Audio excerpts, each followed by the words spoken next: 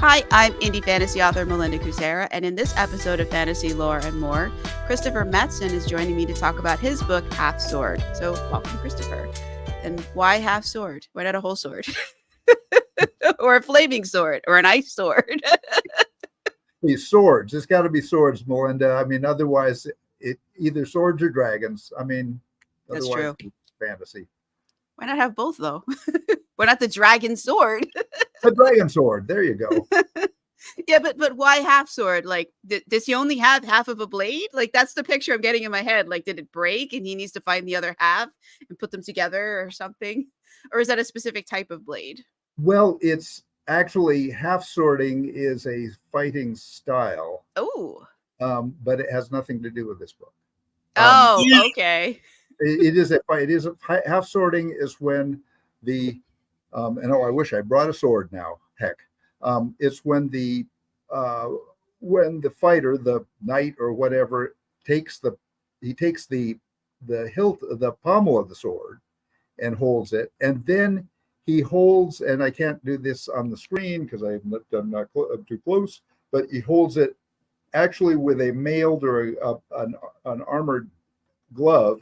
He holds it about halfway up the sword on the edge, but the armor, of course, protects his hand, and then he can put a lot of thrust into that. I And it's see. particularly used in close combat and melee. I see. So that's when you really absolutely have to smash somebody's helmet. Right, or cut through a like a male throat guard of some sort, or it's all technique to get through the other fighter's armor. And of course, what does come up in Half Sword in the book is some of the fighting techniques, which definitely includes a dagger. And the dagger or that they use was almost more of a spike, and it was made to penetrate armor and to essentially to get into very close combat with your opponent, so that he couldn't use his sword, and then get your dagger into him before he got his dagger into you. And it that comes up in the book a little bit. I try not to get too much into the technical fighting. One thing, I'm not terribly an expert, but the other thing, it can get boring if you dwell on it too much. Then all of a sudden the scenes aren't exciting. They're just fencing. A technical manual. Yeah, exactly. And that's not a good book. So, but I think some gives it flavor, or not flavor, makes it interesting, because that's not authenticity. And I believe it was Aljaz Budrus that said that it's really the authors has to respect their reader enough to make sure that everything is authentic, everything that they've done their research, they've done their homework, that they present a real situation and not try to just make things, kind of smooth over things and hope the reader won't notice the hole in the plot. And so it's a matter of respecting the reader. Yeah. And that's why characters make questionable decisions sometimes, because it'd be great if they could teleport to somewhere else and do the thing, but they can't teleport. Exactly. They have to actually walk there. So, that takes time, and yes. There may be trials involved, Yes. And, or riding a horse. Yeah. You should, before you write about horsemanship and riding, or horsewomanship, or whatever, horsepersonship, before you write about horses at all, at least get someone to show you a horse, and at least get on a horse if you can, and harness and unharness a horse and see what the animal does. Try not to get bitten or kicked. And the same with boats. I've read fantasy particularly where boats do amazing things that boats don't do. And not because it's fantasy, it's because it's clear with magic. Just doesn't know about boats. Right. But when there's magic, the boat can do things it not would normally boats. do. Regular everyday boats that do things both subjects. But anyway. Cool. So, all right. So now that we've talked about what half sorting is, now let's talk about what the book Half Sword is and what that's about. Okay. Well, the book Half Sword, the book Half Sword opens with the main character, Simon, who is, it's somewhat of a, I guess, a play on words. Simon, as in simple Simon, actually is Simon Prostoi, which Prostoi is an old Slavic word for simpleton or fool, and the uh, the half sword is a word play on half wit. Oh, I get it. That's clever. Well, it's just, maybe being too For clever fun. for my own good or whatever. But it's, yeah, and I'm not sure. I think you would pick up on it with the book. I think that's winking at the reader, because like someone reading the book would be like, oh, half sword, half wit. I see what you're doing there. But Yeah, someone like who hadn't read it, who just saw it on the shelf, would be like, why not a whole sword or a fiery sword? like I asked in the beginning. That's why I asked that. okay. Well, and the half sword is also actually appears. The sword itself appears in the book. So Oh, awesome. it's part of the story. And in fact, it's a um, I don't know if it's quite a MacGuffin per se, but it persists throughout the story, and it appeared in the beginning, and it reappears to close the plot line at the end. Ah. So it is an instrument within the story, so it's a broken sword. It's the hilt end, or as Simon would said, it is the end with a handle on it. And so Simon carries the half sword and goes at it that way. Cool. So, and what is he trying to do? What's his quest? Well, he doesn't know in the beginning, because he has been, as it is revealed rather early on, so it's not terribly a spoiler. He has been, you might say, cursed. He's been ensorcelled. He's had an anathema put on him that makes him lose his wit. And so Oh. his journey is his journey of rediscovering who he was. And who he was isn't really who he wanted to be. Ooh. So he discovers in the process that he did not come from the background of the good guys.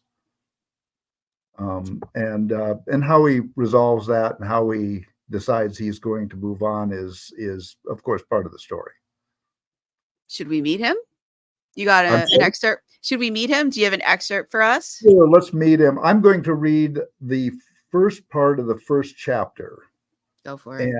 And you can wave your arms and go stop, stop, stop anytime it starts to get like too carried on or something. And then we can skip later on. We can pick up either the rest of the first chapter, or we can skip forward to one of his points of discovery and see what's happening there. Okay, I'll leave that up to you, which you want to do. So, okay, first off, well, let's meet him. I'm going to wave in the camera. I'm going to wave a cover of the book. Yay! And why don't you describe it for listeners so that they know? Yes. Okay, so it is a picture of Simon, and Simon is in kind of in the background with some runes and the like, and he has in front of him he has Amala, who is his paramour. Turns out to be his wife. She's a very complicated person. Sounds it. And I do love writing female characters. I know guys often write over sexualized female characters. I like a more complicated female character. They're complicated is good. So That's Amala fun. is very complicated. So now I've switched my background to kind of a promotional background. A lot of the action takes place in I guess the what's now the Austrian Alps, northern Italian Alps. Oh, did I say it was historical fantasy? No, that's an important thing to mention. Oh yes, it is, and that was that's my oversight definitely because I write historical fantasy. I really like. I don't know. Umberto Eco wrote Name of the Rose, Mhm. was made into a movie with Sean Connery. Terrific movie. A lot of history, but a lot of fantasy too. I mean, because the library at the monastery was, definitely a fantasy element. He wrote Baudolino, and Baudolino was a total fantasy journey into the medieval period. Um, the This, by the way, Half Sword. The first chapter is titled Anno Domini 1187. So at the end of the 12th century is when it begins, and I love to stay within the magic systems and the belief systems of that 12th, 13th century period, because it wasn't just, it wasn't as simple as we often think. They were the Zohar had just come out of Kabbalistic magic. A lot of the historical magicians were practicing at the time.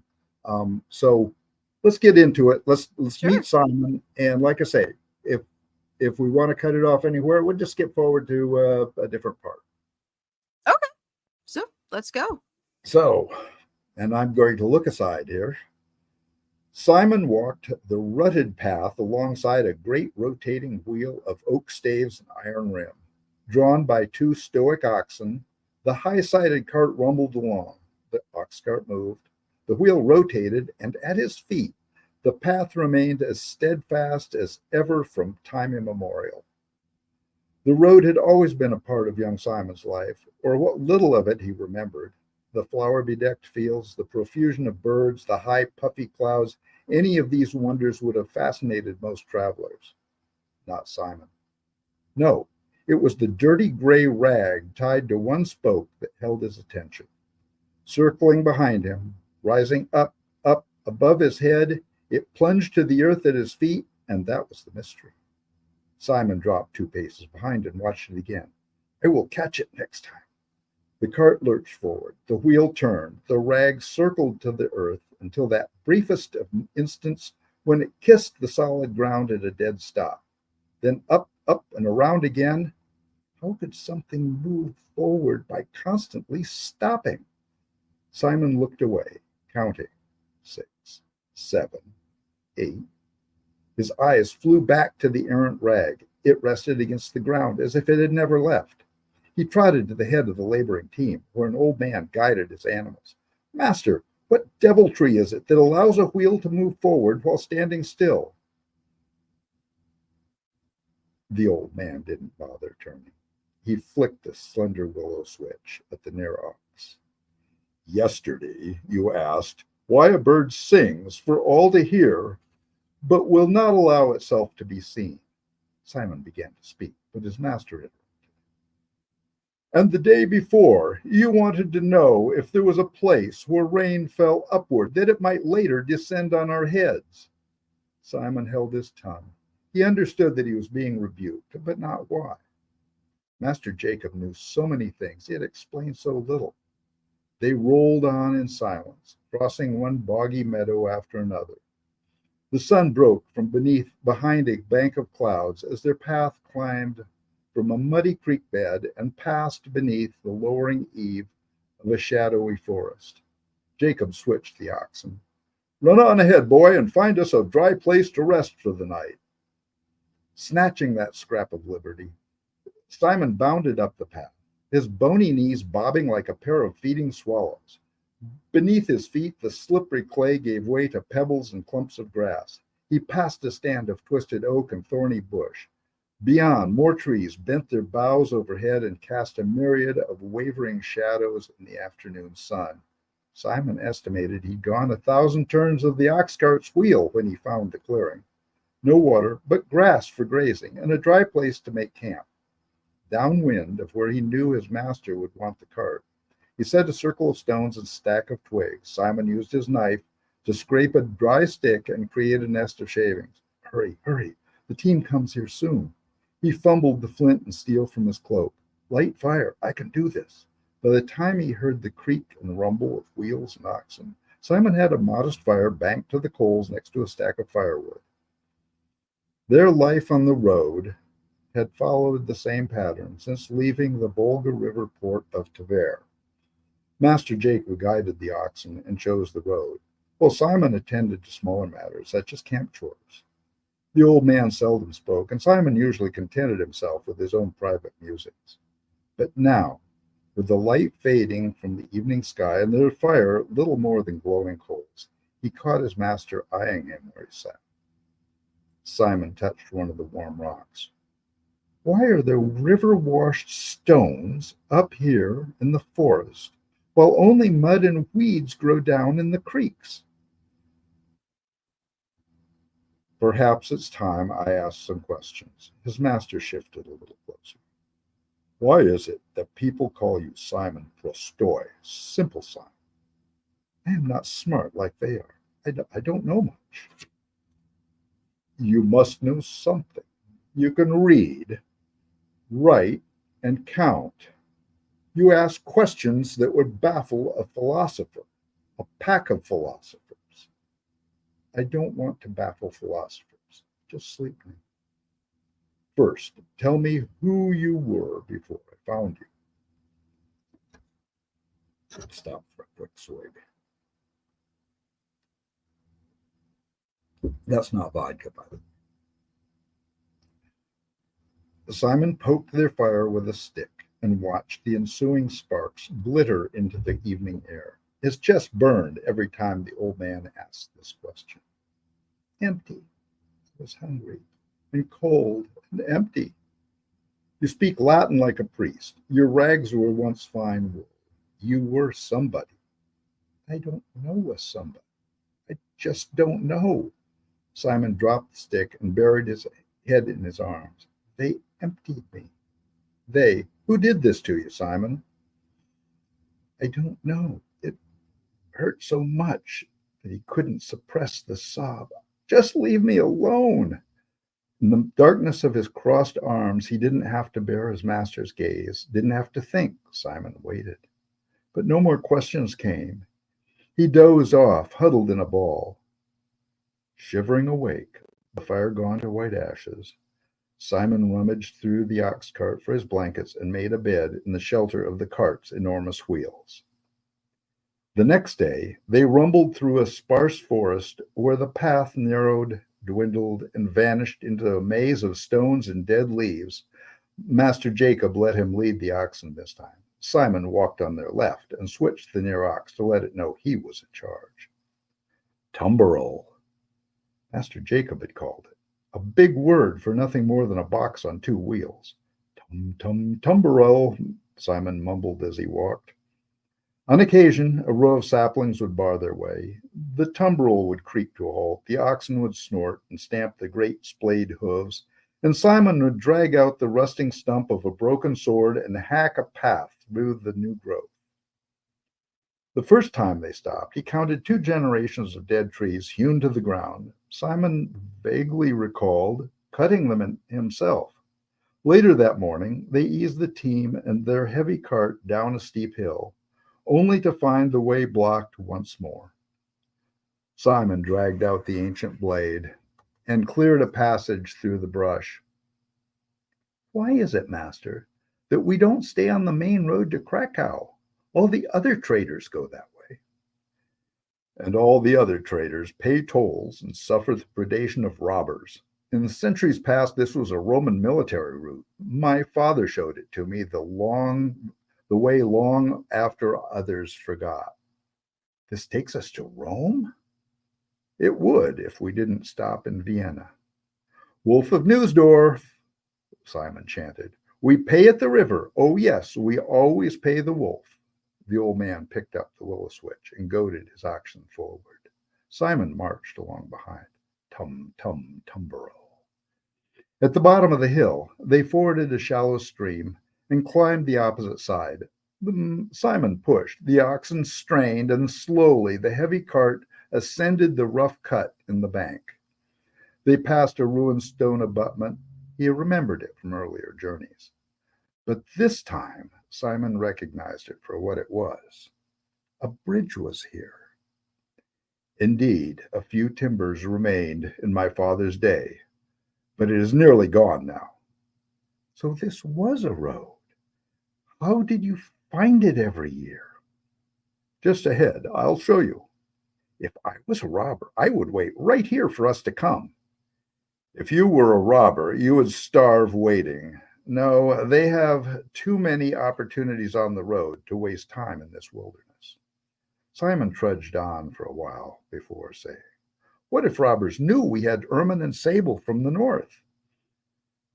That's why we never go farther than Vienna. We pay our ferry tax to cross the Danube at Neusdorf. By the time we reach Vienna, the whole world will know what we carry. I would rather sell it there than chance the river or the road any farther. Now stop a moment. I'll show you something. Master Jacob indicated a polished white stone buried in the forest debris. Take a closer look at that. Simon knelt and dug away the leaves and rotting sticks. A square marble column emerged, perhaps 2 hands' width on a side. It bore markings, numerals. 48, Master Jacob. Why does it say 48? 48 Roman miles to the old fort outside of Krakow. We will sleep within the city walls in less than 3 days. How did you know this was here? The Roman army left a stone every mile along their road. I knew we would come across one soon. Simon counted the turns of the great wheel as they walked. Over a span in diameter, it ate up 8 paces, 4 long strides every time the tattered rag spun into the air and flopped against the ground.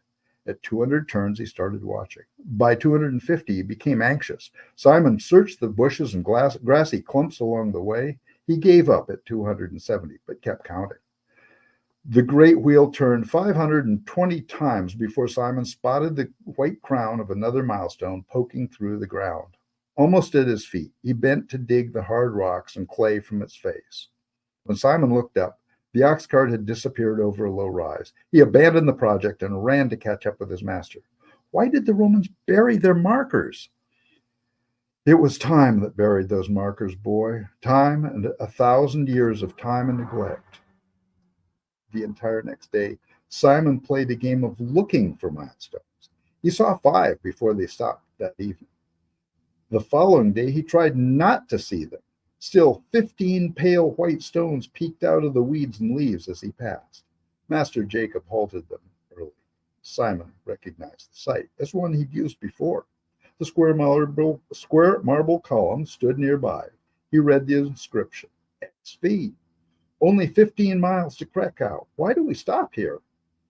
Would you prefer arriving at night when the gates are barred? There will be plenty of brigands outside waiting for just such fools. Simon grinned at his master and stirred a thick gruel of crushed oats and lard. I rather am eating sausages, but I can wait. The old man smiled back, stood, and returned shortly with a palm-sized block of brown material. Here, the last of our salted venison. Chop it up and stir it in. Tonight we feast. Simon built up the fire, added meat. He had to replenish the wood twice before the hard block of venison cooked down enough to eat. The old man gazed up at the ascending pillar of smoke, shook his head, and grunted about thieves. They ate as the darkness fell, and their fire burned to glittering coals. Master Jacob slept in the ox cart as usual. Simon tried to sleep underneath. but the ground was littered with stones. Instead, he arranged his blankets behind a clump of trees where the soft grass and bracken grew thick. Dark dreams of fire and pain gave way to the sound of soft voices and bellowing oxen. Simon opened his eyes and tossed off the blankets. Visitors? He was about to step into the clearing when Master Jacob cried out. Shouts, blows, a cacophony of smashing and harsh laughter. Simon stood in the darkness, his heart compressed in fear. He should go to his master's aid. He wanted to do something, but his feet wouldn't move. Falling to a crouch, shivering, holding his knees, Simon closed his eyes and let the waves of terror bathe him in shame. He waited, unable to move. Then, after the cloak and rattle, let me shut this bloody phone off. Maybe your characters are trying to call you. Maybe Simon has something to say about this. For help. Yes, that's who it is. Okay. Yeah, enough of that. I'm now being Simon Prostoy. Being simple about such things as mobile phones, turning them off. All right, let's try this again. Sure. Let's see, where are we? He waited, unable to move. After the clank and rattle of harness, the rumble of wheels and the laughter faded away, Simon remained frozen, unwilling to see what waited in the clearing, clinging to the fantasy that he was still Master Jacob's helper and not the trembling coward who let his only friend die. Finally, the awakening birds, the growing light, and his aching muscles drove him to stand, drove him to step from the woods into the clearing. Stripped naked, Master Jacob lay crumpled in a heap, his face bludgeoned to an unrecognizable mass. One of the intruders had emptied his bowels on the old man's back, and about all their small possessions had been scattered like trash. Simon couldn't bear to look at the body. He retched on an empty stomach and shook in the gray dawn chill. Shredded blankets and trampled cooking gear, Simon poked about the ruined campsite. What little food remained stank of urine. Not far from the path, the hilt of Jacob's broken sword poked from beneath a cluster of leaves. Simon dragged it into the morning sunlight. About half the blade remained, slightly longer than his forearm. Fresh blood smeared its jagged stump. He pictured his master swinging it in the darkness, the last futile defense against the marauders. Marauders. Something he almost remembered. Something from long ago stood on the edge of his consciousness, then fled. The sword made a better shovel than it had a weapon. Simon spent most of that morning digging a shallow grave next to the milepost 15. He used the blade to lever cobbles and large stones from the hole. Standing almost to his knees, he scraped the dirt into mounds and scooped it out with his hands. When the rusty hilt had finally torn enough skin from his palms, Simon looked up and regarded what remained of his master. Bony and frail, the battered corpse bore little resemblance to the man he'd once known. Simon climbed from the grave and crept towards Jacob's body. With a scrap of torn blanket, he scraped off the mound of feces and cleaned the blood and filth from his master's wrinkled skin. Face up, Simon dragged him to the grave and buried him beneath a pile of earth and rocks. I need something more. A Latin phrase came unbidden to his lips. Requiem aeternam done eis Domine. Simon couldn't remember where he'd learned it. Grant him eternal rest, Lord? Somehow, the word seemed fitting. His world spun, and Simon fell to his knees. Words spilled from his mouth like water from the lips of a drowned man. Deus ire, solve seclum infavile. And there was more. Simon clutched his breast and sobbed them out line after line. He had no idea why he knew these strange phrases and barely understood what they meant. Eventually, the fit passed. The boy stood at first, now simply wept for the loss of his friend. We Wow, could stop there that's and quite an take it. introduction. We could take it a little farther, or we could. Do you want to talk a little bit more about the world, because I don't know a lot about the 12th century, and I don't or the yeah or the actually Well, yeah 12th century, say, yeah yeah early. let's say that Yeah, do you want to talk a little bit about the history and like what's going on in the world that sort of Simon finds himself in? And I for one am curious about what, because you're saying you're using the magic of that time, like what is the magic of that time? And then I think we can come back to Simon after we have a little more of an understanding about about that. I mean, what do you think? yes, sir, sure. Let's do that. And I'll just put this aside. Uh, the Byzantine era, Hmm. and let's see, I'll put on my professor's hat here. No, I won't actually take off my professor's hat. There won't be a test after this. You can actually listen in relative safety here. Um, the Byzantine era is one of my favorite eras in history uh, because it featured this collision of cultures. Um, we have we have the we have the Islamic tribes in what we call the Levant. I prefer calling Western Asia, but we have the Islamic tribes pushing up into what is now Turkey, what was then called Anatolia.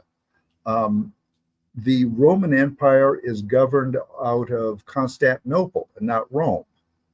Rome has been destroyed by successions of invaders. It's really, it is pretty much a smoking ruin. The uh, Germanic tribes from the north are ruled by a succession of emperors who are called the Holy Roman Empire emperors, because there was this succession from Constantinople. So you had the rule from Constantinople, you had the Holy Roman emperors who actually ruled, technically ruled the portion of the Italian peninsula, but were mostly Central Europe, not really what we consider Roman at all. And then there was Sicilians, and the Sicilians, the Empire of Sicily, actually owned the or controlled the southern half of the Italian peninsula. So you have all these colliding cultures. You have the Moors that have invaded in up into what's now Spain, and brought an Islamic push from that direction. You and then right on the edge of everything, we have the Mongolian nations that are pushing westward into, well, as far as the Volga River now. So all of these competing forces in this world, and the people there were so many different cultures. They all brought their own forms of magical belief, of magic. And there was Islamic magic. There was Judaic magic. There was the Zohar and the Kabbalistic magic that used the seal of Solomon and used all of the talismans. Um, and of course, there was the northern magic systems that were essentially sorcery. That was called witchcraft, but it was generally a male practice. So it doesn't take much to wave a bit of a writer's wand and make the magics real, make them happen. Instead of well, who knows? Maybe then they did. Um, the magic in Half Sword concentrates on conjurations and talismanic magic. Talismans appear throughout the story as a way of that people with the ability to wield talismanic magic tried to control their world. Oh. Um, there are two competing groups that I just made up. One of them is the apostles of light, and the apostles of light. Arother was doing a play on words with Lucifer, the I was angel. wondering. Yeah, but the apostles of light was more named because they were promoting enlightenment. They were promoting knowledge in a time when the Catholic Church was trying to suppress knowledge. And so they were founded as philosophers and sorcerers and wise men of various sorts that were preserving knowledge. But in the time before, the time earlier, in the, say, early 12th century, they had fallen prey to the power of their own abilities. And so now they are in opposition to order instead of trying to preserve order. There's another group, the Weavers, and the Weavers is a women's group that is trying to promote order, not by controlling people, but by controlling knowledge. So the Weavers are essentially the internet of the 12th century. They pass knowledge to kings and generals about perhaps something happening, that they try to prevent plagues by telling the right people, telling merchants not to go to this area because they're having a plague. So the Weavers are somewhat of a counter to the apostles. And then there's the third group that's in this book is the Knights of Palermo, which is an ancient group that was formed as a group to help people in trouble. So they were somewhat like the origination of the Templars, that they were there, or the Hospitallers, who were there to provide aid to a village that had been overrun by marauders or whatever. So these three groups are the ones that Simon is threading his way through. I see.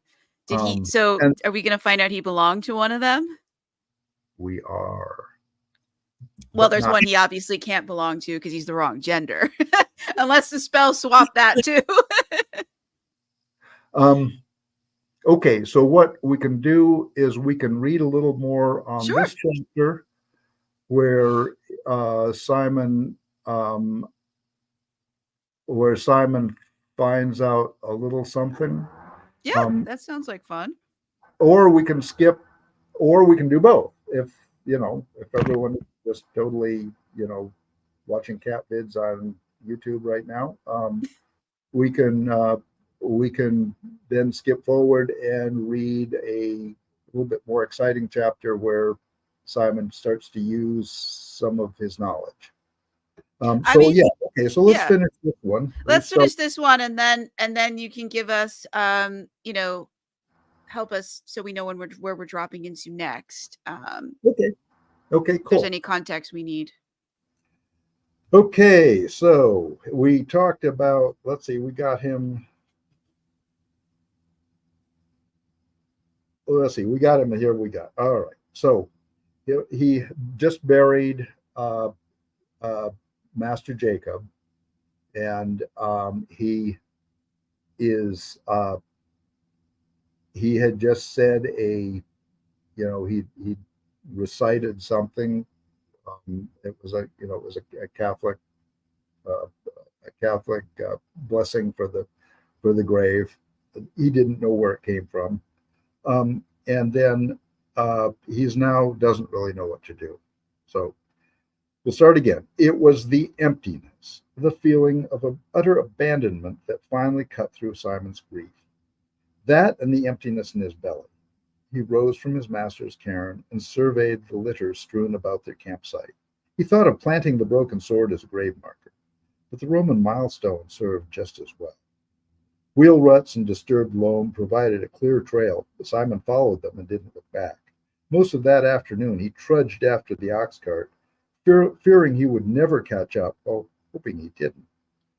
Tucked into his belt, the broken sword thumped against his leg.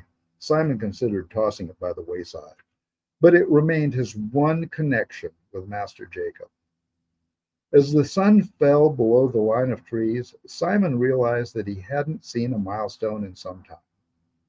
Shadows creeping from under thickets of brush obscured the ox cart's passage. Daylight faded to evening's gloom, and Simon found himself blundering through a maze of pine branches and thorn bushes. Halting in confusion, he realized night was coming, and he'd lost the trail. Master Jacob would know. Simon remembered that he buried his master. He thought of calling for help, but his imagination filled the dark woods with bandits and worse. He could sleep, but he'd left his bedding back at the old encampment. Simon crouched and hugged his knees. Quiet rustling. Small creatures pursued their own business in the leaves. Night jars flitted between the branches, cooing and chirring. He remained still and listened for wolves.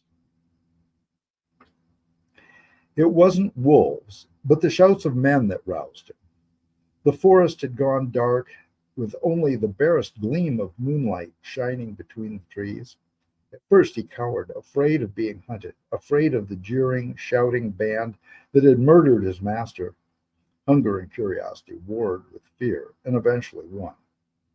He crept towards the noises. Farther away than he thought, the shouts and sounds of fighting echoed through the woods like the cries of a lost phantom. Stumbling down a short slope, Simon brushed pine branches from his face and stopped at a broad clearing. There'd been a fire. He could smell it now, though only coals remained. Across the clearing, Master Jacob's ponderous tumbrel stood limned against the night sky and surrounded by dancing shadows. Drawn by the familiar silhouette, Simon took a few steps closer. A blow to his back drove him sprawling, face first onto the ground. A pair of knees crashed down on his ribs. A knife pressed against his neck, and a voice hissed, "We kill spies." A northern dialect of the Vulgate. Simon barely understood. Spitting out his grass and dirt, he responded in Latin, "I am Simon. That is my master's cart." The knife pressed harder. A rough hand clutched him by the hair and bent his head back. "Where is your master?" "You know he is dead. You left him, and then I had to bury him. Why did you steal his cart? Are you a thief?" The knife hand relaxed, and the weight came off Simon's ribs. "Leave your sword and stand." "It is only half a sword, and the handle half, and it was my master's, and I want to keep it." A few moments passed before Simon heard the man sigh and felt the knife leave his neck. "Stand then, half-sword. I'm tired of killing tonight." "My name is Simon," he pushed himself to his feet. "I came with that cart, and I am very hungry." The shouting and commotion had fallen quiet, and someone had rekindled the fire. Simon felt the other man sizing him.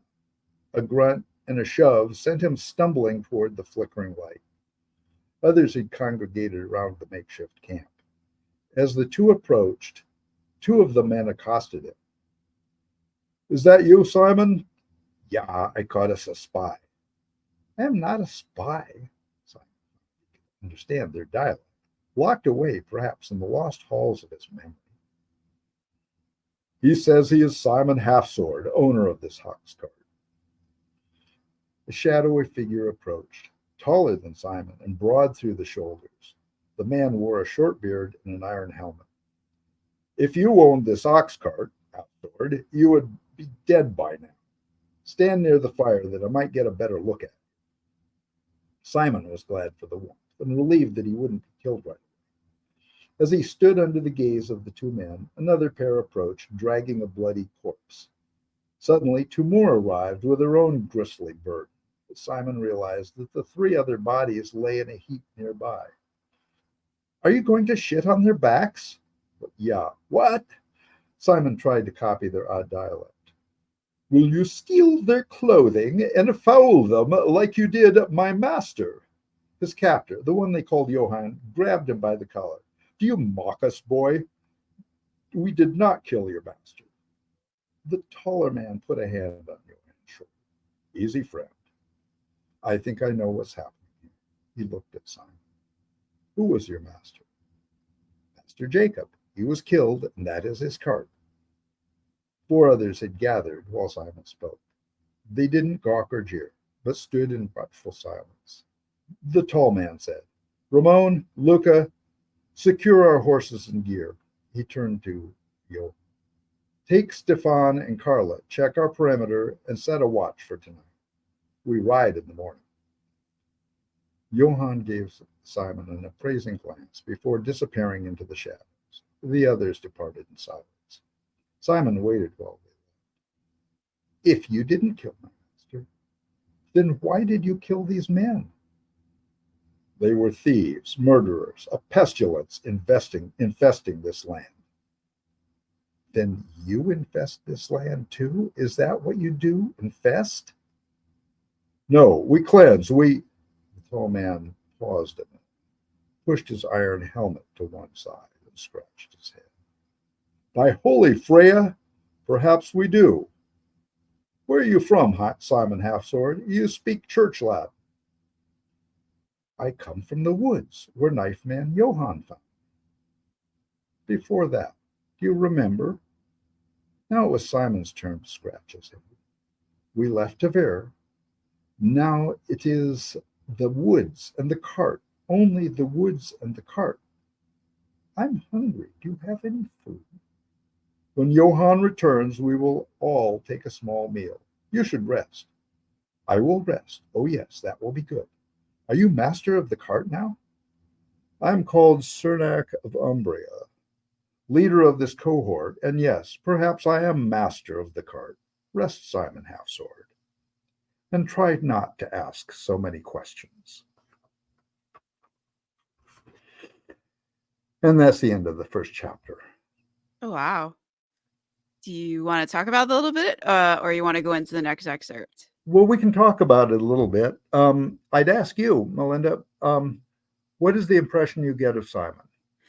I mean, he's definitely simple, as you said, but he's definitely got hidden depth. So I'm definitely curious about what his life was before they put the anathema and what was it? Anathema. Actually, Anathema. it's actually I misspoke. He has an anathema on him, but it is a nemesis that's causing his. Oh, okay. All of them, in story words to the extent of that meaning, anyway. So it's keeping him from knowing who he was, and it seems like it's lost everything. He doesn't know what anything is. Yeah. But he does know High Latin. Now I threw in the term Vulgate, which is the Vulgate language that was sort of the universal language. In later stories, I use the term Trade Latin interchangeably with Vulgate.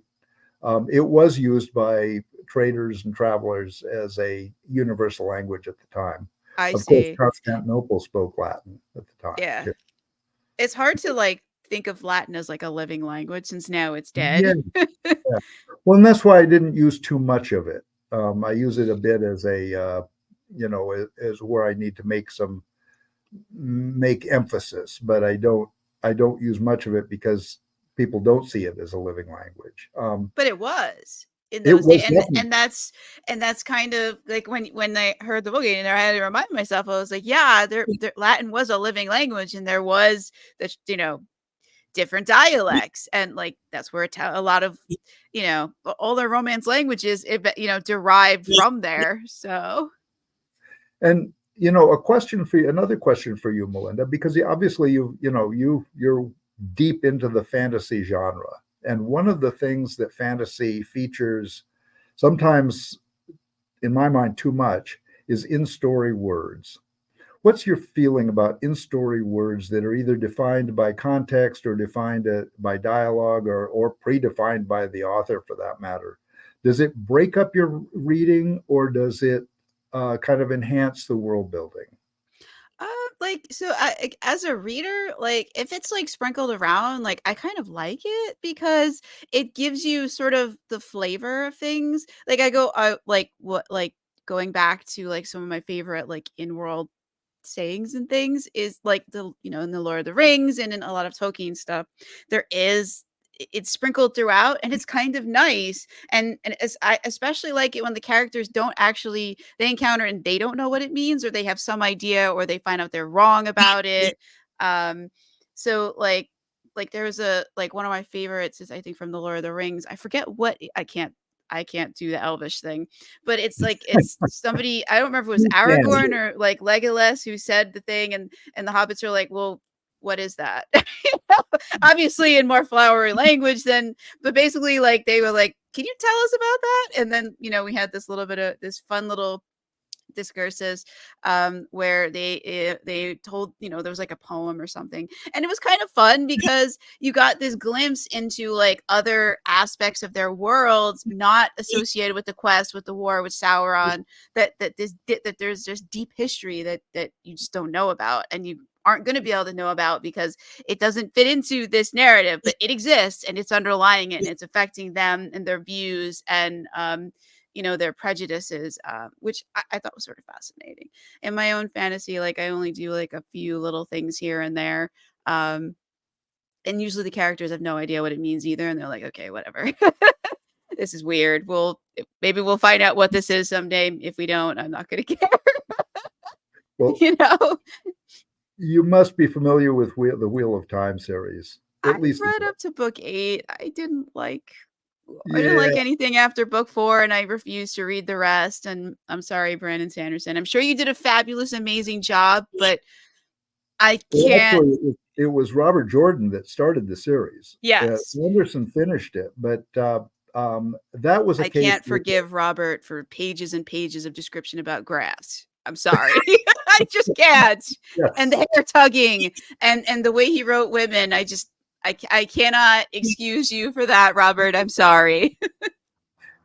but he also introduced so many in-story words. I really Yes. liked the stories. I actually cover to covered every one of the 14 volumes or Oh whatever. God. People are door stoppers, but I liked the stories, but the in-story words every time would throw me out. I had no idea what he was talking about, Oh, and of so course. um, uh, I try to, like you say, they give flavor, but I try to keep them at least hopefully give them meaning through context, if nothing else. So, but that's interesting to hear your reaction, because it's hard to tell. I think everyone's tolerance for that sort of thing is greater or lesser. Um, the one of the things in this story that occurs early on, and I will share a pic here if I can push the right buttons. What you see behind me, of course, is a Oh, cover you pic. have oh, that's right. I was going to say, I thought you were going to talk about your library shelves, and I was like, oh, we can't see Oh, those. well, I can do that too, but you don't really need to see that. Yeah, no, no, never mind that. I'm sorry. I thought you were going in a different direction with that comment. I'm sorry. No. So what? No. What you're seeing there is a blank full wrap cover that I'd gotten from my cover designer, and I use it for various promotional posts and that sort of thing. I wanted to share. Let's see. Let's talk about this one. Sure. Oh, yeah, I saw that earlier when we were Yeah, I chatting I showed before. that one to you earlier. Um, this is actually the Wawel dragon. It is the it was uh, presumed to be below the Wawel castle in Krakow. And actually, the story of the Wobble Dragon um, is actually knitted in with a name, because Cracus was presumably the guy that slew the Wobble Dragon, gave the city its name. And today, if you go to Krakow, you can tour the Wawel Dragons, the Smakma Jama Wawel Dragons Cave. Oh. So it's just that's an interesting tie-in, at least interesting to me, tie-in between history, which had a direct impact on the region, and legend and fantasy, because there we're looking at what people actually thought was a real dragon. And it ate sheep, obviously. And as you can see, I'll move it the other direction here, and you can see the farm boy that is fleeing in fear of his life while the Wawel dragon comes out. And that is Wawel Castle, the outer walls, and that what actually was Krakow at that time. So just wanted to show that off as a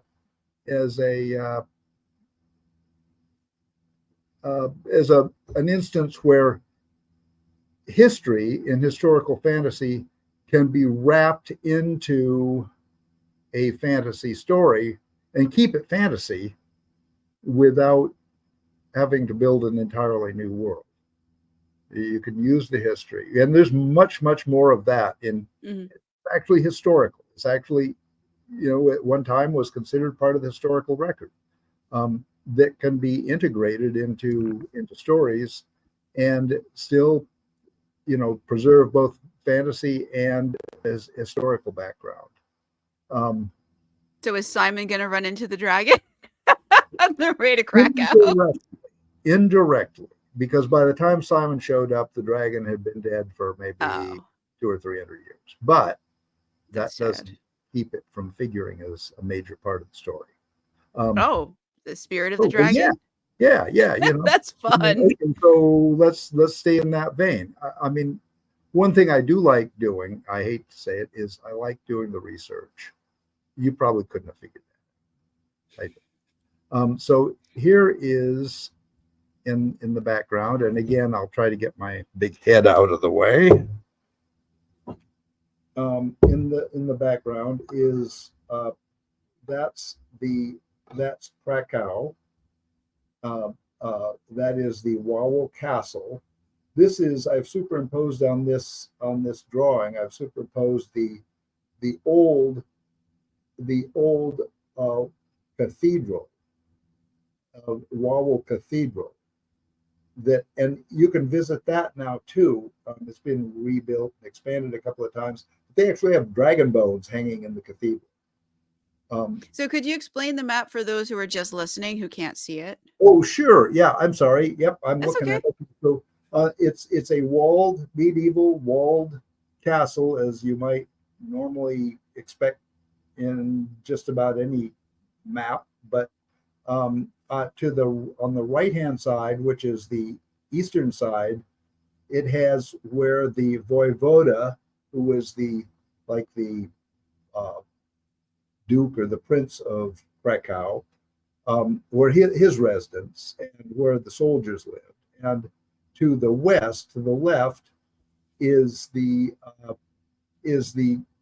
castle grounds, exercise grounds, commons, and so forth. And on the north is the rather ancient cathedral that is still there.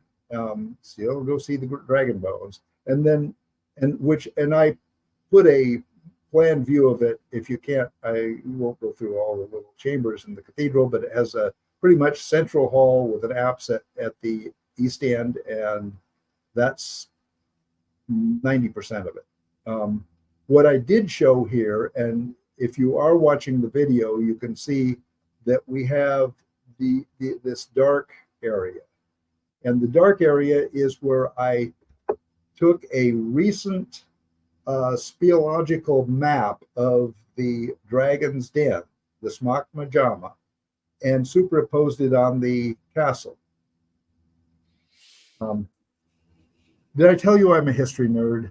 Yeah, probably didn't know that, but I'll tell you that about myself. And also a spelunker at times. So I was really absolutely fascinated by the fact they what they called pushed the cave. That is, they opened new passages in the cave nobody knew existed and explored further underneath the Wawel Castle. Have you been there? Have no, you visited? one of those bucket list things, you know. I've been in the region. I certainly have been, in spent time in various parts of Eastern Europe, not Krakow. But yeah, I'd love to go see it. In Half Sword, I just allowed the cave to go all the way underneath the cathedral. You know, just the extra passages in the cave, and they could. You just don't know. They may have not opened up the other. Matter of fact, I would be willing to bet they were not able to access all the passages. But yeah, that goes into the whole bit of the dragon, and Simon discovers some interesting things there that he needed to know about himself that are connected with the dragon. Is that in the next excerpt you're going to read for us? It is, but that section is pretty long. I think I'll leave it to readers to go explore the Smock Majama themselves, and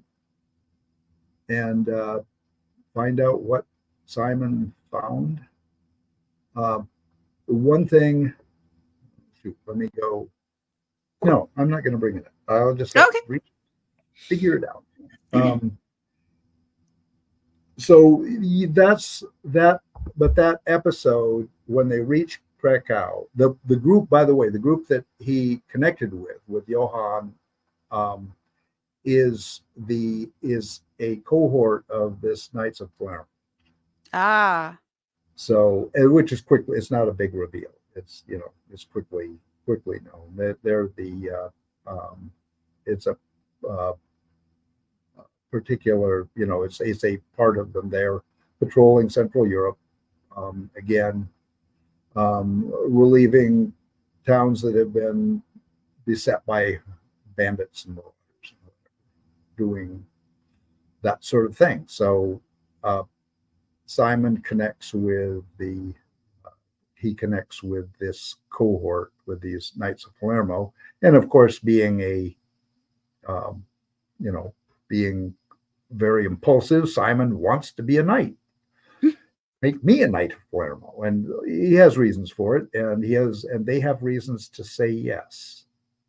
So in the next section, Simon has to undergo 3 trials. He has to undergo.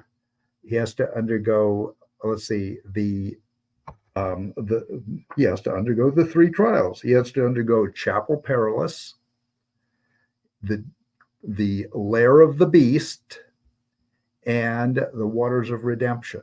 And so the next 3 chapters are Simon going through 3 trials to become a Knight of Palermo, and what he learns about himself in each of the 3. So, and it was quite, the 3 trials actually fairly, as part of the literature of the time. It's if you look at like the Arthurian legends and that sort of thing, there were always the 3 trials. And so even Monty Python and the Holy Grail had what is the airspeed of a swallow? A European swallow or an African swallow? I don't know. You remember the sequence. You had to remember the sequence. My favorite sequence. Anyway, sorry, I digress. That's okay. What else should we talk about, Melinda? So, all right. So, where's the series going? So, this is book 1? Is book 2 out? Is book 2 being written? Is book Oh, 2 ready to go and just waiting for you to press the this release is a button complicated, when the final edits are done? Where are we at with that? this is a complicated question. The book 2, there were originally a series of 3 books, all told, for about 450,000 words. So Wow. 3 fairly decent sized books. Um, they were written in the they were written between 2013 and say 20, I want to say 2018. Um, and what happened then is there was a there was a program opened up by Amazon called Kindle Worlds. And I don't know if you remember it or if you're even I remember it. I didn't really pay much attention to it at the time, okay. but Well, the idea is it was supposed to be rather like fanfic, um, but legitimized. In other words, like shared authorized. worlds, Pardon? like shared worlds. Sort of, yes, like a Yeah. shared world, right? Where the well-known authors would allow people to legitimately write into their series and actually get paid, get split the sales. So there was a series called the Mongoliad that was written by a group of people, but headed by Neil Stevenson. So, and he wrote a lot of semi-historical fantasy.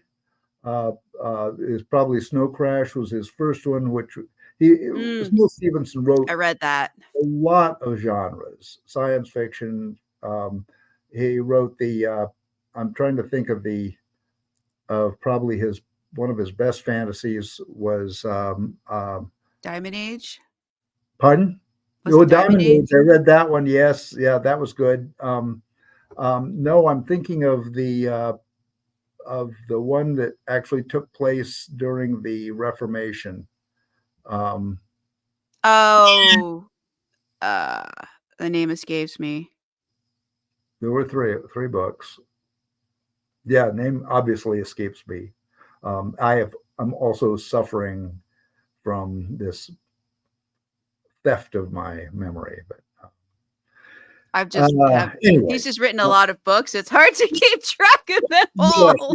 and having read a lot of books, it's Yeah.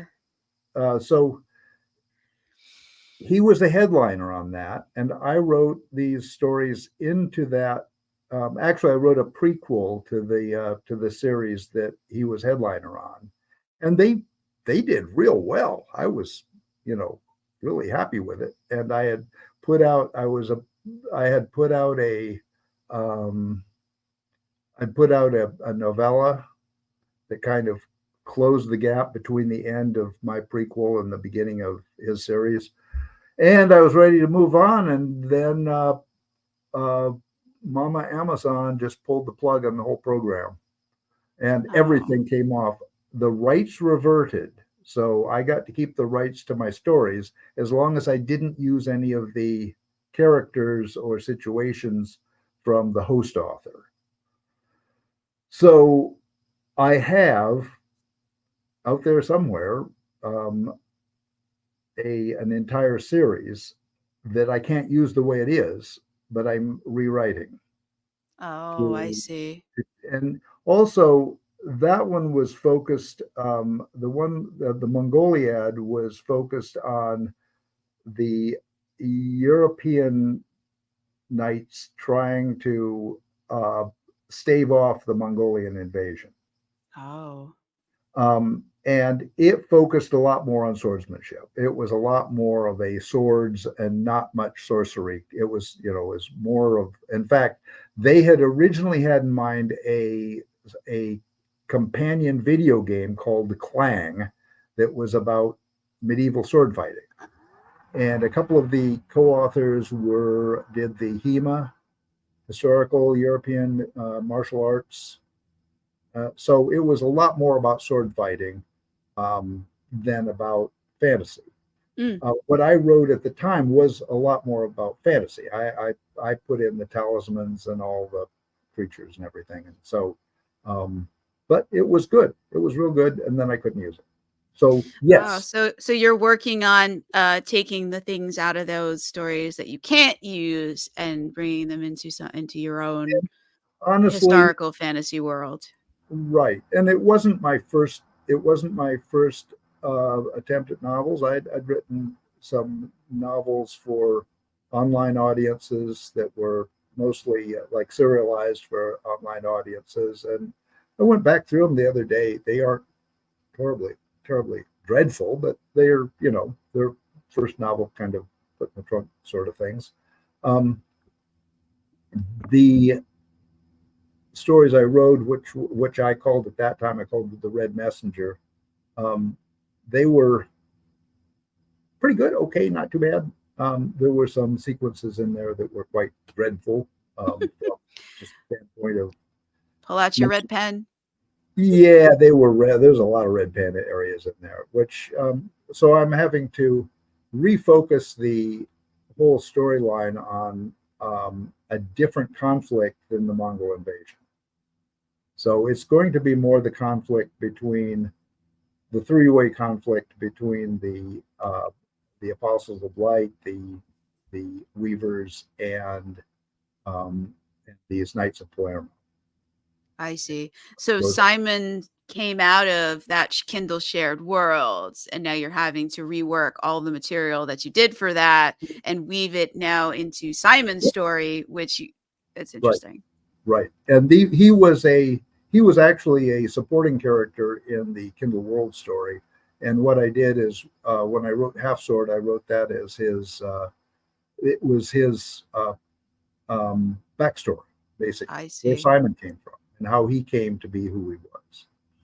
So he will appear in the following, in the subsequent stories, and he will be, uh, he's a good supporting character, and uh, so I'm working diligently on that bunch. Do you Um, have a like an estimate for when somebody should, because people I, can listen to these or watch these at any time. It could be a month from now, a year from now. If you have right. any like at some point in 2024, should if they're at that point in the calendar, should they be looking for the sequel? I am going to be very unhappy with myself if it's not out in time for uh, by June or July of 24. Okay, so that's book 2. That's book two, yeah. And book two is probably the most difficult. I've parsed out, I've reordered the books, parsed out the stories, parsed out the different chapters, and so I'm rather playing musical chairs with chapters and That's who. hard though. That's Oh, hard when you're taking something it, that was written for something else and you have to rip out certain it's things and then see, it is was there enough always left that I can do something with it? Now I got to change it to fit where I now have to go because this can't go that's hard. That's a really hard challenge. it was almost easier writing Half Sword from scratch than it has been reconfiguring the other books, which I didn't realize until I had started. But it's going okay. It's going okay. It's just there's some, and I'm working right now on some of my earliest work, which going back through it was nowhere near as polished as the later stuff, obviously. Right. So uh, I'm not uh, I'm not too worried about the time. I'm pretty sure by mid-spring, I will get it professionally edited, and obviously I get professional covers done. So I want it to be a book that a person could read, buy, and not feel like they're reading an amateur, a poorly produced book. So it may take a few months to get the editing done and get it polished up and ready for to be pubbed. I'm trying for early summer of next year. There's a group out. You're part of it. The Oh, indie fantasy y- addicts in Facebook, the and indie so fantasy addicts, or is this? and also authors of IFA. Yeah, Yes. and so I want to be. My goal is to be have it out in time for the summer reading challenge in the IFA. For I next year. entered naively as just kind of trying it out. I entered Half Sword in the in Spiffbo, uh, uh, self-published fantasy blogger. Yes, I entered Yeah. one of my books this past year too. So far, I'm I'll still tell you. in. Pardon? So far, I'm still in. You still in? Yeah. Really? No Well, way. he's going through his batch rather slowly though, so I don't. That's the only. I don't know. Who's gonna be his semifinalist or It doesn't finalist. matter. You're still Yeah, in. I'm still in. I was thrown out first round. Oh. Thrown out. Just pow out. Get out of here. Oh Now, no. yeah. Um, and people who'd read the book liked it, um, but I do know what the deal is. Yeah. It all depends on who your blogger reviewer is, who you get. Who'd you get? I don't even remember. It was they they ignored the whole program until late July when everyone else had their first cut. And everyone else was in, a second round or third round even. And they said nothing. And then finally in July, they just threw out, three-quarters of the books, said, nope, these don't work. Oh. And so what happened. I mean, I expected at least to make the first cut, I but I mean, at this point, I'm not sure if the blogger that I have is going to finish the first cut by like next year because it's like once a month he's doing a cut. yeah. Well, if you're still in, good for you. But it all depends on who you get and what their taste is. Um, they didn't think there was enough fantasy. I got They mine said, is like a professor, so I think I'm sorry. mine is a professor. I think.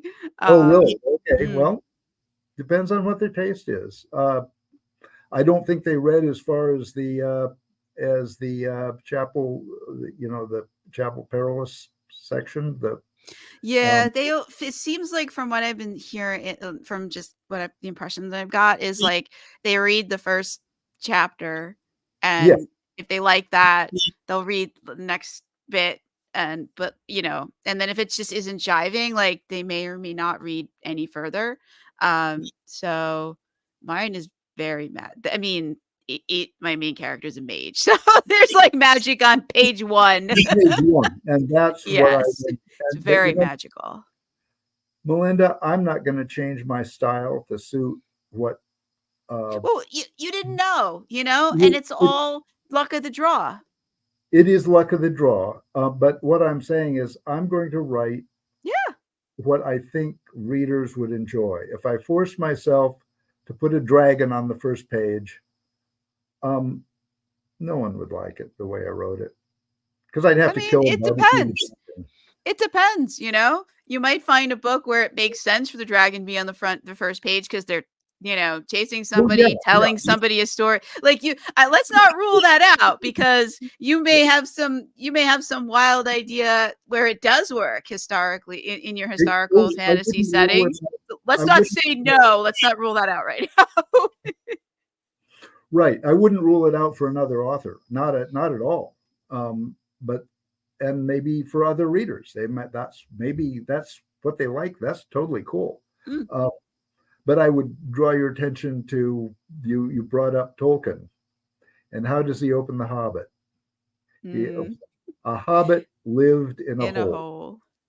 Now, Not how can you a start not a a fantasy nasty, book dirty, smelly hole, but I can't remember the rest of the line. with the But eggs and worms and yada yada yada? Yeah, yeah, no, exactly. So it was a cute opening, but no dragons. I mean, there was a I dragon. mean, they did go. They did eventually have to deal with a dragon. Yes, I but mean, Smog was very much present in the Hobbit. He made his presence known. yes, yes. But all I'm saying is, you probably couldn't get it. The Spiffbo would have probably tossed that one because they read the first chapter and there was no dragons. So out. And that one was. Then there was the dwarves and the wizard, and I don't know. I mean, I Yeah, think it yeah, depends on that's the right. reviewer. Yeah, But definitely the Lord of the Rings, like the Fellowship of the Ring, like would have been thrown out immediately because it's very slow. It begins very slowly. very slow. Yes, it does, with kind of Frodo's backstory developing very, very Yes. slowly. But But then, it gets crazy yeah, later and it just gets crazier and doesn't in stop. case, yeah, Yeah. And also I think The Wheel of Time, that first book would have been thrown out because like literally not much, they're wandering around for 75% of the book and like literally nothing magical happens until like the very end. Like they're yeah. in a fantasy world, but there's no fantasy. It's a travel log. They're just roaming around, going to Thank different you. places. Yep, yep. Um, which brings to mind another point I'd like to make, and maybe for the benefit of readers in particular, is the impact that uh, Kindle Unlimited has had on writing style. And you see, if you have Kindle Unlimited, you can download a book, read 2 or 3 chapters or pages or even paragraphs and go, yeah, costs you nothing. Uh, Download another book, try it again. So if you're writing with the idea in mind of Kindle Unlimited, you have to grab the reader by the neck in the Mhm. first 3 paragraphs. Because if you don't, they're going to just go on to the next one. But it's like that with everything, though. I mean, I don't write for Kindle Unlimited. My books are not part of that. I write for a wider audience, but you Right. still need to grab the reader in the very beginning because every retailer, whether you're looking at Apple or Google Play or Kobo or Barnes and Noble, all of them, you can see a preview, and which is the That's first true. 10% of the That's, book. Since my books are long, that tends to be a lot of chapters, but someone's not going to read that entire preview if they don't if the first couple of if the first sentence in the first few paragraphs don't like interest them or okay. hook them, as authors like to say, or they don't Mm. fall in love with that character and be like, oh, I want to know what happens to them. Well, then I would ask you, say you read the full first chapter, I mean, or the first half of the first chapter of Half Sword, would you be connected enough to Simon to want to read more about him? I mean, I was definitely curious about but like I think I had I you had already said that this is not who he is. This is something that happened to him. So I went into it already expecting that he wasn't going to stay this way, that there was going to be changes. But I don't always read the blurbs before I look at the inside of the book. I'm like, oh, this is an interesting cover. Oh, it's fantasy. Let's check out the preview. If I had just done that without knowing, I may not have, because he's very simple. But without knowing that that this was something that's going to fade away, it would Okay. it'd be hard to connect with that. Uh huh. Because yeah, I wouldn't. There's nothing in the first chapter that really, other than like the very end where he mentions the Latin, that like and not knowing a lot about the 12th century until like someone else pointed that out, like until you pointed that out, like I would not have realized that that's not something that he would not have known, were he that actually that simple. Okay. Um, So maybe a little too subtle. I've never been accused of that before. Um, really? But it's Um, hard because like I'm not like approaching it as a reader who doesn't know anything about it, because we've been talking about it for the last almost yeah. hours and a half. So Yeah. I I know that there's more coming, so I'm curious about how he ended up this way, and that is like overriding everything else. What I'm doing with the next two books in this group is I'm making all three, Half Sword and the next two, to be standalone. If you don't happen to have read Half Sword, you could read any of the other two and get a good story out. Oh, that's neat. And then the third one will bring the three stories together. So, and I'm listening to what you say. I'm probably going to put more of a stronger hook in the first part of the next story, which I'm playing with the title Fire and Iron. You know what would have been neat in Half Sword if before chapter 1 there was like this flashback thing of who he was before, and you saw some some bit of what happened, and he didn't know in that thing what the heck was happening, and then it's all being like everything like that would have like hooked people from minute 1 because you're seeing him before it happened, Okay. and it's happening and he doesn't know quite what's going on, and that simplification, and then that loss, and now he's got to get it all back. That's what I would have done if I was writing this. Okay, interesting thought. And yeah, I like using those flashbacks to open a chapter. Kind of jump you into the action and Yes. then tell how he got that messed up. Because that hooks you. Then you're like, wait, because that's something thrillers do a lot. They show you something from later in the book, and then they start out somewhere, that you're like, and you're immediately like wondering, wait, how did we get from there to here? And the whole book, you're trying to figure this out. So like they can start with a banal, boring beginning because you already know this is going somewhere crazy. You've seen the crazy and you want to know, how did we get there? Who is this? Because they often don't tell you who that, like, you often don't get the name of the character or whose point of view it is. So you don't know if that was the character you're in chapter 1's head or the villain's head. Like you don't know sometimes. Right. And Right. that can keep you guessing. And I think that would have worked really nicely for Half Sword. It probably is what I should have done, but woulda, coulda, shoulda, And then you could have got the magic in, and then the spiff up people and I'm like, how do we get from here to there? I've been writing action adventure with David Wood. I've been co-authoring with David Wood. I connected with him actually during the Kindle World days, and I just kept writing with him after they pulled Kindle World down after I had just started writing with him.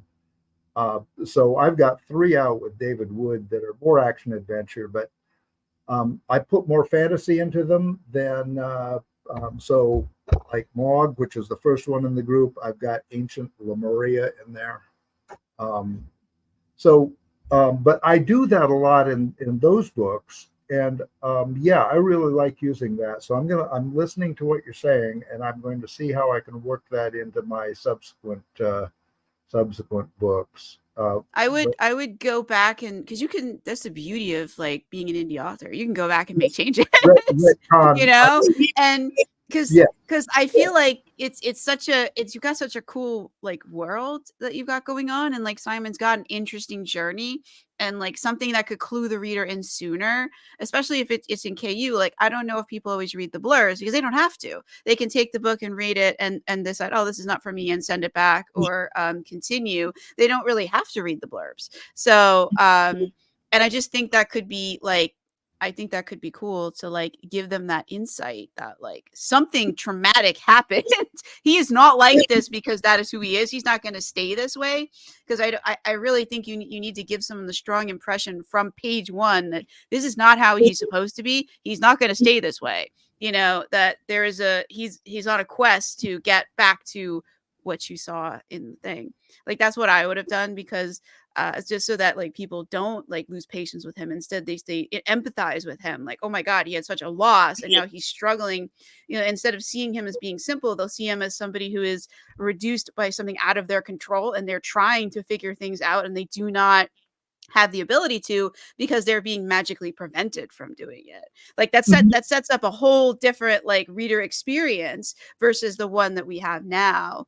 And I think that could be a really like powerful change for the book. I don't think it would take much to even get that in there.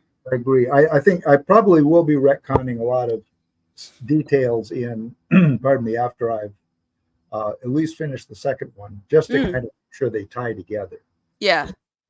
Would Yeah, and you? hey, Tolkien retcon things. So, if the man who invented that everybody claims invented fantasy can do it, then hell, we need to do that. That's part of being a fantasy author. Right. The tool in your tool belt.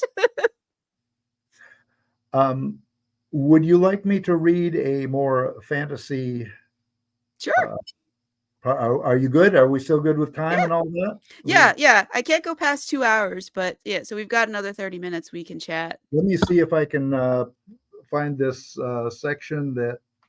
Let's see here.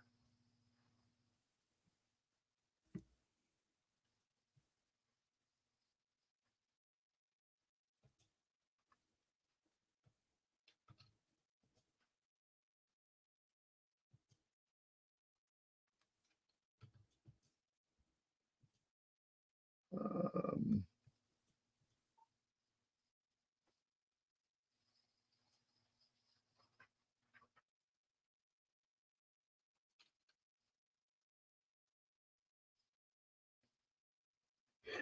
all right.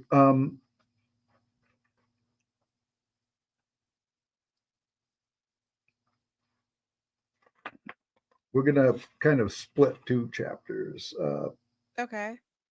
Uh, Simon has grown up, so to speak. He's acquired his will. He's learned to use a little bit.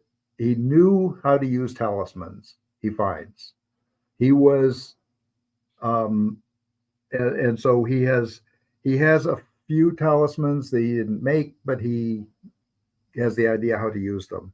Um, he finds himself accidentally married to Amala. Mm-hmm. Has met a lot of other people. This is about 2/3 of the way through the book. It's where everything starts to come into a head. Oh, Um, okay. he loves Amala, and he doesn't realize she has been in his life for longer than he knew. Um, so they are uh, they are going towards Rome because he is going to confront his his persecutors.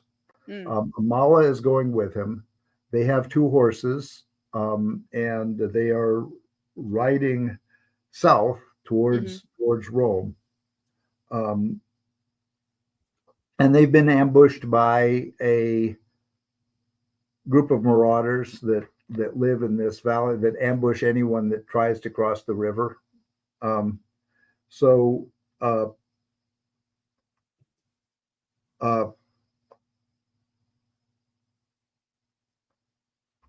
I'll start here. They've reached the river. He knows there are people there. He's been forewarned, but they know they have to cross. So, as he'd hoped, the river had spread into a maze of shallow channels. Just downstream, he heard the hiss and grumble of cascading water. Almost halfway across, the barking started. This time, Simon was sure it came from behind. He pushed himself faster. Another step, and he plunged into a deep pool. Gripping the reins with both hands, he managed to pull himself back. Turning upstream, Simon pushed his way through waist deep water, loose rocks tumbling beneath his feet. He managed to reach the other side and climb the bank. Dogs barked. Simon smelled the fire before he saw them, torches, flickering as they moved through the grass. He tossed Epona, the horse, Epona's reins to Amala, and remounted Perrin, his own horse. Let's go. The dogs reached them first. Perrin dispatched their leader with a swift kick to the head. The others hung back, barking like devils. The men with torches ran faster than Simon dared push his horse in the dark. We're not going to make it. Ride for the trees. We'll face them there. Closer than he thought, the trees sheltered them from the moon's cold light. Simon was tempted to keep riding, but knew the dogs would follow wherever they went. Staying just beyond Perrin's hooves, three shadows jumped and snarled in the darkness. Dismounting, he signaled Amala to do the same. Before she could move, an arrow came whistling out of the field. The girl cried as she fell. A second arrow struck Epona, sending the horse into a screaming frenzy. Running and bucking, two of the dogs gave chase, but the third lunged at Amala. It descended on her fallen body just as Simon's knife opened its throat. The torches approached, three in all, two from the west and one rushing up from the east. Another arrow hissed past Simon's ear. He dropped to the ground. Perrin shied back, snorting and grunting. Two more arrows flew. The horse shrieked and reared. A third arrow caught him full in the chest. Perrin fell like a collapsing tower. Knife sheathed, Simon crawled toward the approaching torches. At least three, probably more. 6? It didn't matter. They drew within 5 spans. Simon lay flat against the ground, motionless, knife in hand. Footfalls, heavy breathing, a pair of boots, churned through the deep grass. Simon rose from the shadows and jammed his knife into the man's knee. A slash across the throat quieted his screams. A torch appeared. Simon dropped and spun away from the short axe that struck the ground. Next spin, he knocked the legs from beneath the man and jammed his dagger into his heart. I will say that Simon's time with the Knights of Palermo was not wasted on simply eating sausages. And Luca, who is probably one of my favorite characters in the story, taught Simon knife fighting and dirty fighting and all kinds of stuff. So anyway, springing to his feet, the torch in one hand, the axe in the other, he faced a bowman drawing on him from 10 paces off. Simon threw the torch as the arrow hissed past his ear. He rushed the bowman and buried his axe in the man's neck. Snatching up the torch, he slammed it across his opponent's face. Others came. It didn't take long. 2 more ran up, weapons in hand, only to fall to Simon's knife. A third raised his bow, but one glimpse of Simon's looming figure sent him fleeing. Simon caught him within a few paces. He sheathed his knife and threw the man to the ground before beating him into a lifeless rag. One more torch somewhere. Simon wiped the splattered blood from his eyes and stared about. He spied it off towards the woods, guttering as it waved above the grass. Amala, the devil! Simon ran, heedless of brush and rocks. He tripped and rolled and kept running, close, too close to where she lay. He howled in frustration. The torch stopped moving. Simon redoubled his speed. A dark figure turned to face him, torch in hand. The light glittered off a weapon. Simon didn't care. He ran up, deflecting the sword strike with his dagger and following through with a blow to the throat. Simon ducked too late to avoid the swinging torch. He went down, his face in agony. The sword returned, pinning his cloak to the ground. He let the boot descend on his right shoulder. Something cracked. Ignoring the pain, Simon whipped his dagger around and slashed the exposed tendon. Cursing, the man dropped his torch, stumbled and fell. Simon pulled free of his cloak and jammed his dagger into the man's ribs. Standing, panting, he swung about. More. There had to be more. Nothing moved. Huts. Burn everyone. Slash every throat. Simon pulled the sword from his cloak and swung it back and forth. Every throat. Man, woman, infant, they all die tonight. A soft voice in the darkness cried. Simon. Like a wet garment, the battle rage fell away. In its place, pain, fatigue, and sudden fear. He snatched up the torch and staggered to the forest edge. Perrin lay in a heap where he had died.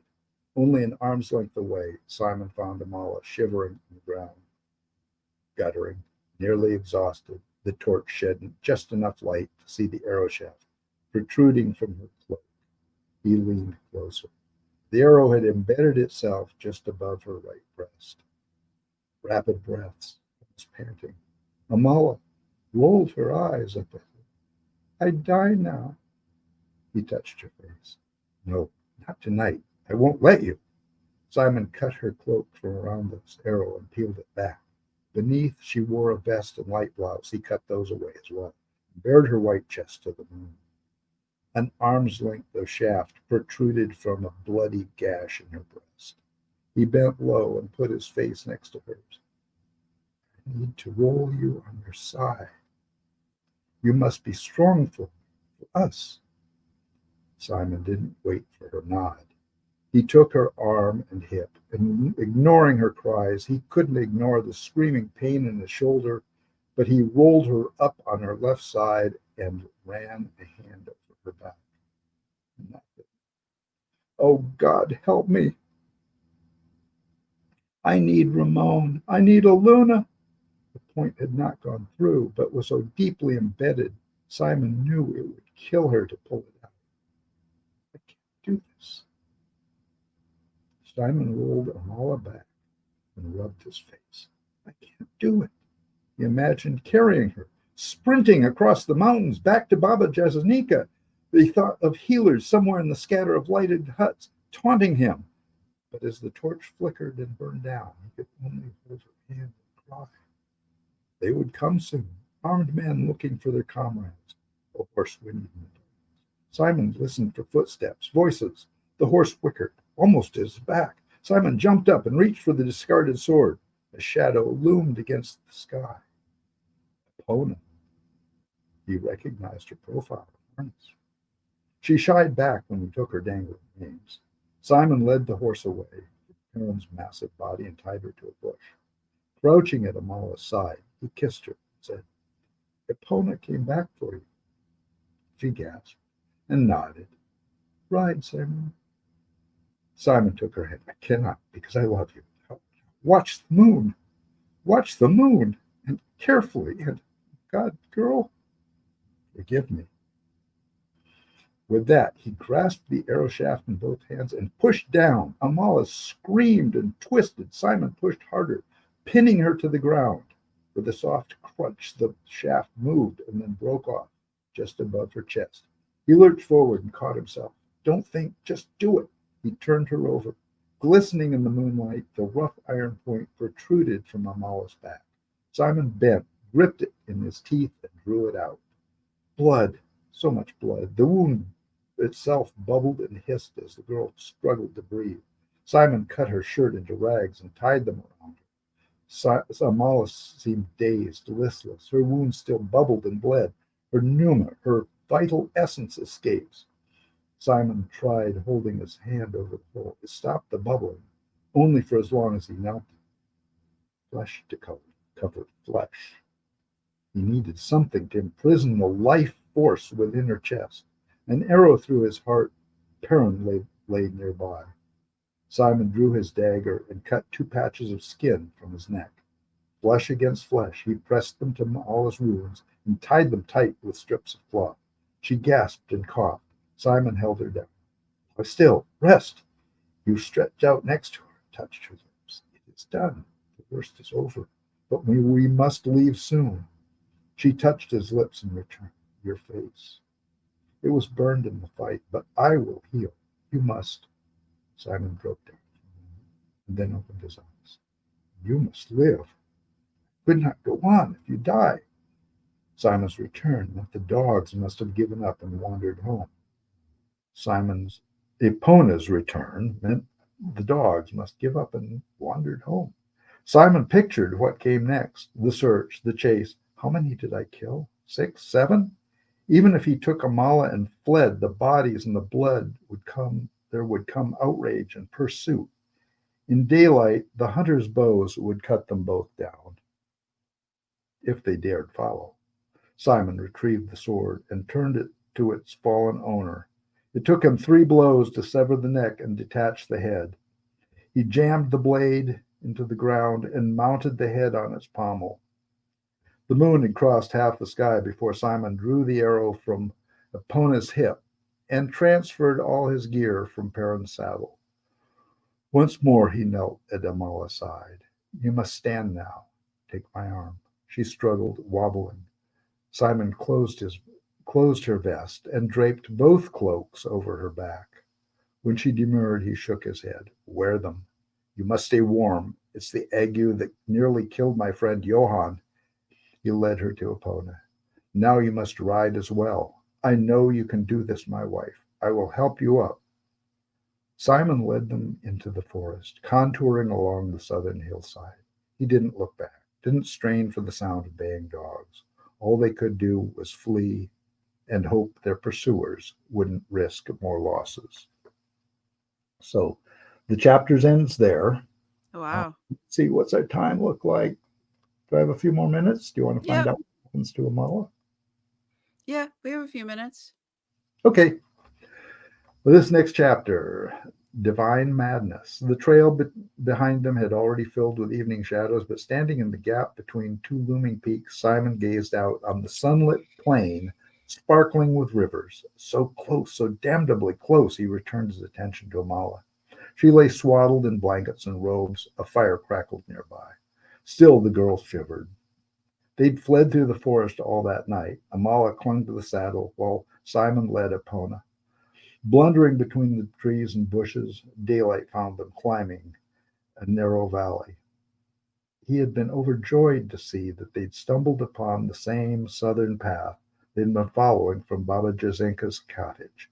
3 days they'd climbed. For 3 days, Amala grew weaker with every verst. Simon had rebandaged her every morning and every evening. He'd washed the foul humors that wept from the hole in her back. Even though the precious Numa no longer bubbled from her chest, the girl's life force slowly crept away. Topping the pass, she looked up, then swayed in the saddle and fell. Simon had barely caught her in time, his right shoulder screaming in protest. Kneeling at his wife's side, he waited for that dark hour, and this is where he's learned something in the interim. He waited for that dark hour between vespers and matins, the hours the church used at that time. Simon knew the hour between vespers and matins when the sun had gone and the moon, past full, hadn't yet risen. Such hours, Simon knew, were propitious to the art, his art, Goetia, conjuration. Johann said it, Simon thought. The sword was never my weapon. I walked the edge of darkness, the hidden hand, the esoteric path. He watched the sun fade. Simon held his silver talisman for healing. Invocation won't be enough. Amala needs a summoning. His chest ached at the thought. The claw still lived in his heart. What entity has bound this token? He tried to recall the basic steps of a summoning: invocation, purification, invitation, offering, and abjuration. Years earlier, a lifetime it seemed, he remembered watching, assisting, the beatings when he missed a word or reversed a sequence. He remembered those as well. The claw, ever present in his chest, crushed his heart, throttled his breath. Simon knew now that it had no real power over him other than fear. He bore the pain of a broken shoulder and burned face. He endured the ultimate fear of losing Amala. Muffin Kulo, he cursed beneath his breast. Only, yes, only another foe to overcome. The sun having set, he chanted a few lines, the Latin of the High Church, the Latin of Rome.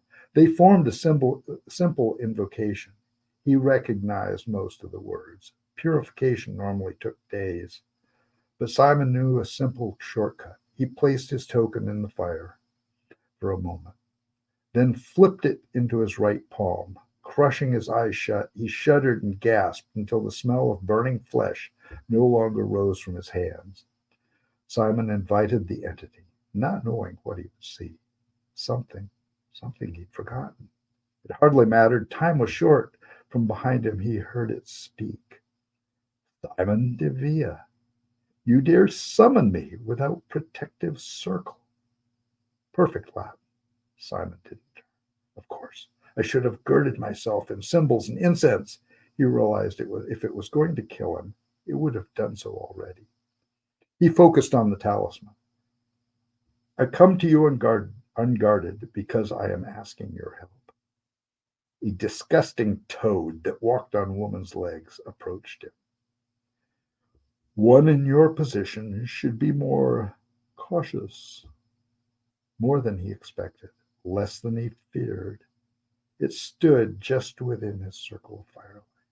Simon examined the creature. You are not a demon nor an angel. Who has bound this talisman? It laughed, a high musical sound, totally at odds with the creature's appearance. Simon Devere, Simon Prostoi, Simon the Fool, you've summoned a goddess without knowing first who would come. I've called the entity who chose to bind this talisman for healing. I trust you are such. The image slowly transformed. It is said that men must worship the gods of this earth, but none know whom the gods themselves must worship. In the flickering circle of firelight, the thing took on the aspect of an old woman. Naked, hanging dugs, a tangled nest of gray hair on her head and between her legs, she leered at him. I will tell you a secret. The gods worship fools such as yourself. You have summoned Febris to your fire, goddess of healing, of disease and decay. Can you heal my wife? The old hag grew twice her size and loomed over him. You are the most naive fool of all the fools ever to call on me. Why should I not just fill you both with pestilence before I depart? How would that serve you? Serve me? Healing is temporary. Only death is eternal. Only decay serves me. Then give her healing now. You will get her death in good time. Febris straightened and diminished. I could heal your precious one, but I must have something in return, Simon. I offer you her life for yours. Are you prepared to make such a pact? He thought a moment. Always there'd been a negotiation. Simon didn't know what to give. Anything? No. His death would leave Nala alone, deserted. He shook his head. Make a better offer. Febris, goddess of disease, laughed in his face. Her breath smelled of septic wounds and open graves. Very well, fool, I offer this. Give me 10 years from the end of your life in return for healing her tonight. Simon started to respond, but Febris continued. Think long and hard, Simon Devere. You might die this instant. You might die full of health, cradling your newborn son. But you will die 10 years before your time. Simon held up his hand and shook his head. No more discussions. I accept your terms. The moon will rise soon, goddess. Heal her now and be gone before it does. Febris smiled. It is done. She lives. Let me give you one more gift, fool. You will die on the evening of your greatest triumph, in the arms of your beloved. Carry that knowledge always with you, and fear me. With that, Febris stepped back from the fire and faded. The silver talisman in Simon's hand crumbled to ash. He stared at it a moment, and then turned and lifted a moment. She awoke with a start and gasped, twisting in his arms. I breathe. I breathe. How? You live. That's all that matters. Your face. She ran a gentle hand across his cheek. Simon realized that he held her cradled in his both arms. He lowered her feet to the ground and shook out his right shoulder. Minor pain, nothing else. He touched his cheek where she had stroked him. A scab flaked off under his fingertips. The skin beneath smooth. Febris had indeed given him a gift. I had to use a talisman. He touched his cheek. It worked. They talked then. As the moon crept, I will stop right there for a moment. Actually, I'll stop right there. Yeah, I was going to say we only have a few minutes left. The talismans always have a reaction if you use them. He had vowed not to use them. That's why he hadn't used it in the beginning. So there we are, pushing 2 hours. I never thought it was that long. Did you think we'd be talking this long? No. That's what always You happens. have that right cackle. You should be my Febris. That's what always happens to fantasy authors. We end up talking. We have a lot to talk about. Yeah. But this has been fantastic. Is there any last words you want to say about the half sword? Only, for people who like a strong dose of history and don't have to be riding dragons through the sky of a fantasy world, I think you'd probably like Half Sword. And I'd rather, if you don't care for that kind of writing, go with something of Melinda's, or there's lots of other great stuff out there. I mean, it really is. It's all good. Everyone has their own style, which is also all good. So enjoy. Hopefully people enjoyed, stayed here, stopped watching cat videos long enough to hear a few words. Melinda, thank you so much for this opportunity. You're welcome. A true pleasure. You're welcome. You can come back next year. We can talk about book 2 and see if you got it done by June. If you made it in time. And if I made it in time. Yeah. So thank you so much. Sign off now. Do I wave my hand or you? Nope. You chill and I'll do our outro. So thank you, Christopher Matson, and thank you for coming on and talking about Half Sword. Thank you so much. That was a lot of fun. And I've been your indie fantasy author, Melinda Kucsera, and been joined by a fellow indie author. And that will do it for this episode of Fantasy Lore and More. And if you're listening to this and it's still October of 2023, go check out my Kickstarter for special editions of the Cursebreaker series. That is running until October 14th at 10:56 a.m. Eastern Standard Time. And it is fully funded, so there's no risk. So any pledges now, you will definitely get your books. And if you're listening to this after that time, you can still buy them because we're funded. So as long as we stay funded, those omnibuses will be available afterwards. So thank you so much. And I'll see you again another day. Thank you.